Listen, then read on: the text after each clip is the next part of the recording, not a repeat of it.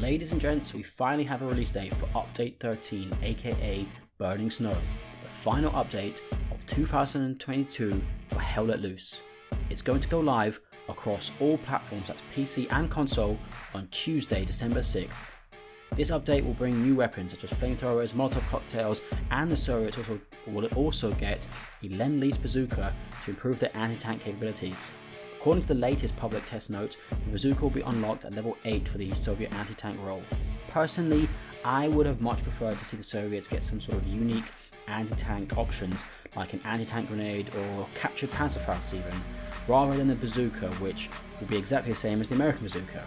Obviously, Lend-Lease weapons and vehicles, which were produced by the Allies and sent to the Soviet Union during World War II to help them fight the Germans, were a real thing during the war. But it would have been way cooler to keep each faction as distinct as possible, each with their own gear and hence their own playstyles. Yes, the Soviet anti-tank rifle is pretty weak against tanks, but by the mid to late war, most of the German tanks they were facing were too heavily armoured for the PTRS-41 to be effective. But I think it's a bit of a shame that the devs have decided to go with the bazooka as a solution to that imbalance when there were so many other options out there.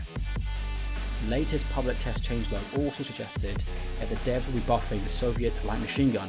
The DP-27 will get its recoil reduced while brace firing, and its damage output will be increased at longer distances. Here is what else we know about Update 13 Burning Snow. A new snow map called Kharkov is coming.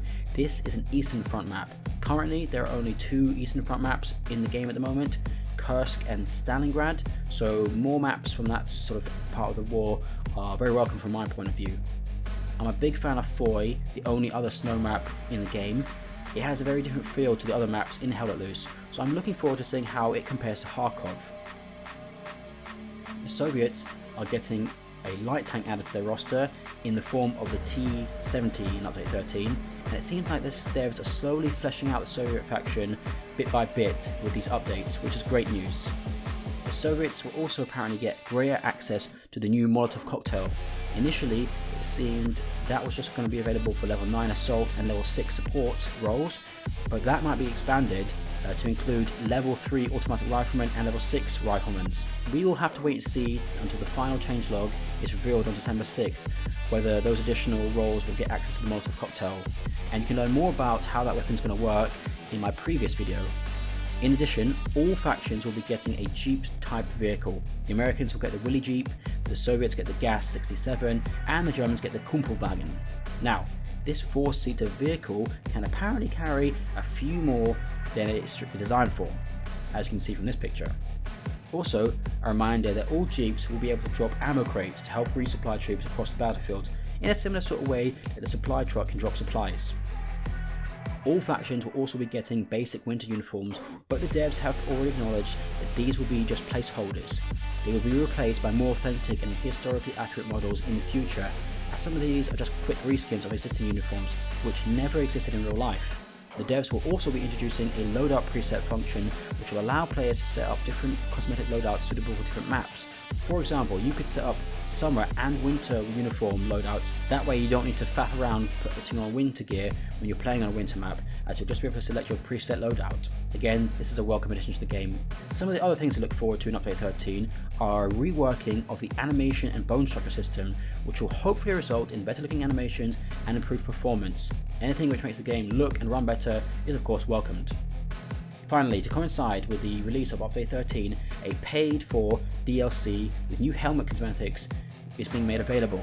The so-called Skull Bucket DLC will include the following: the Paratrooper M1 from the 101st Airborne, the 29th Infantry Division M1, a German Paratrooper Fallschirmjäger helmet, and a M35 double decal police helmet for the Germans. The Soviets will get a Leningrad themed helmet, and the Soviets will get the M36 Buzenovka winter cap.